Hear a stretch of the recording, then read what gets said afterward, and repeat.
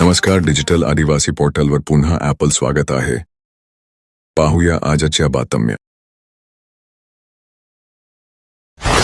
मागील व्हिडिओवर कमेंट करणाऱ्या टॉप प्रेक्षकांमधून आजची निवड झाली आहे. चंद्रकांत करंजे शहादा, आनंद पाडवी खादगाव, दीपक भीमसिंग वळवी मोजरा धडगाव, अनिल पाटील नवापूर, विजय वळवी कोकणीपाडा यांची निवड करण्यात आली आहे. अभिनंदन. तुम्हीही तुमचं नाव आणि गाव कमेंटमध्ये नक्की लिहा आणि यूट्यूब चॅनल सबस्क्राईब करून घ्या आणि व्हिडिओ जास्तीत जास्त मित्रांना शेअर करा. कदाचित पुढच्या व्हिडिओमध्ये तुमचं नावही घेतलं जाईल. भरधाव वेगातील 2 दुचाकींमध्ये समोरासमोर धडक झाल्याने अपघातात 16 वर्षीय युवक जागीच ठार तर 2 जण जखमी झाल्याची घटना अक्कलकुवा तालुक्यातील गंगापूर गावाजवळ घडली. या प्रकरणी एका मोटरसायकल चालकाविरुद्ध पोलीस ठाण्यात गुन्हा दाखल करण्यात आला आहे. शेतकरी, शेतमजूर व कामगारांच्या विविध प्रलंबित मागण्यांसाठी अखिल भारतीय किसान सभा व अखिल भारतीय शेतमजूर युनियनच्या तळोदा तालुका कमिटीच्या वतीने तळोदा तालुक्यातील आमलाड गावाजवळील राष्ट्रीय महामार्गावर वास्ता रोको आंदोलन करण्यात आले. पावेळी शेकडो महिला व पुरुष कार्यकर्त्यांनी सहभाग घेतला. नंदुरबार शहरासह संपूर्ण जिल्ह्यात आज 12 ऑगस्टपासून दशामातेच्या उत्सवाला सुरुवात होत आहे.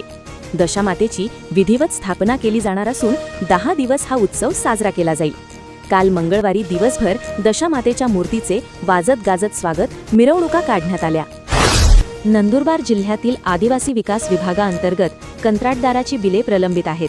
या प्रलंबित बिलांची निधी 15 ऑगस्टपूर्वी वितरित करण्यात यावी, अन्यथा दिनांक 18 ऑगस्टपासून मुंबई येथे आझाद मैदानावर बेमुदत उपोषण करण्यात येईल, असा इशारा नंदुरबार जिल्हा कॉन्ट्रॅक्टर्स वेलफेअर असोसिएशनने केले आहे. नाशिक जिल्ह्यातील धोंडी ब येथील 13 वर्षीय मुलीचा काही समाजकंटकांनी सामूहिक अत्याचार केला.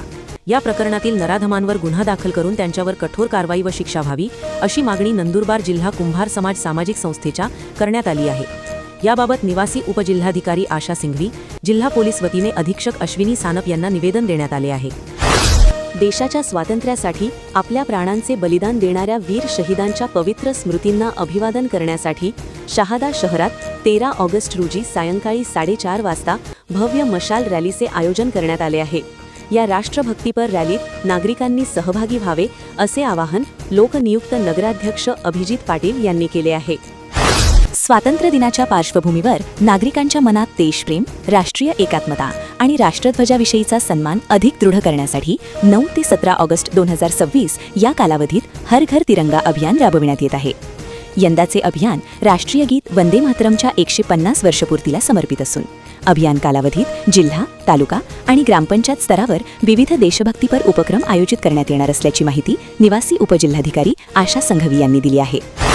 नंदुरबार जिल्ह्यात मतदार यादीचे विशेष सखोल पुनरीक्षण अभियान अंतिम टप्प्यात पोहोचले असून 13,48,574 पैकी 11,50,597 मतदारांची पडताळणी पूर्ण झाली आहे. मात्र आता 17 ऑगस्ट नंतर 4 लाख मतदारांना SIRच्या दावे आणि हरकतीच्या प्रक्रियेत सामील व्हावे लागण्याची शक्यता निर्माण झाली आहे. SIR प्रक्रियेला हलक्यात घेतल्यानेच 4 लाख मतदारांना हा फटका बसण्याची चिन्हे आहेत.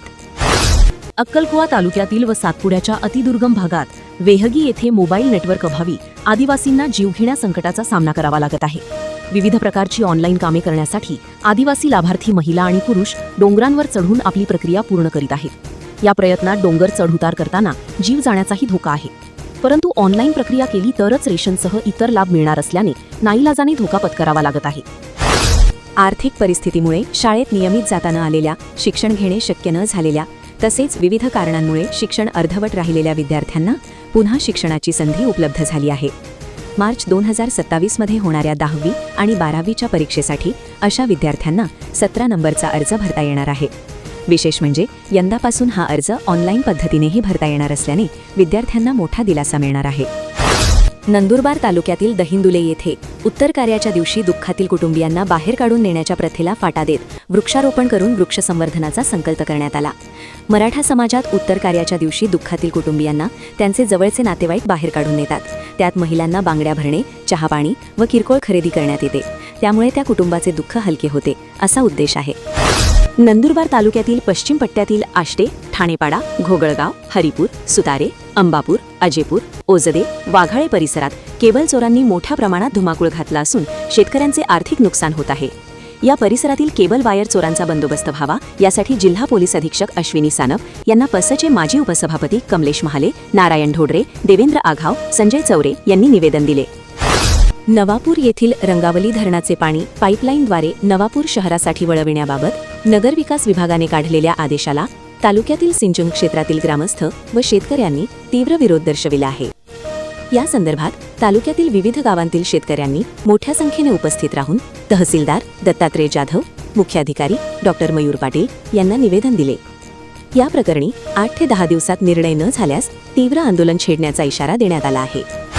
नंदुरबार तालुक्यातील गुजरभवाली येथील केडी गावित प्राथमिक व माध्यमिक विद्यालयात पर्यावरण संवर्धनाच्या उद्देशाने सीडबॉल प्रशिक्षण कार्यक्रम आयोजित करण्यात आला.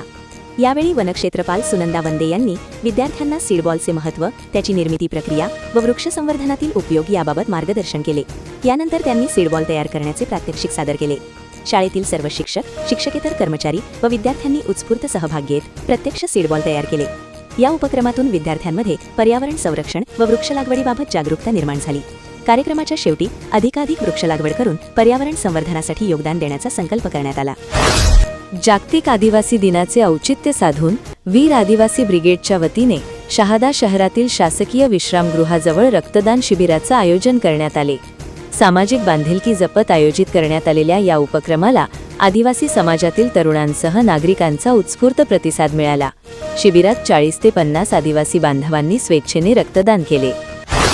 तुम्ही हा व्हिडिओ कुठून पाहत आहात? तुमचं नाव आणि गाव कमेंटमध्ये नक्की लिहा.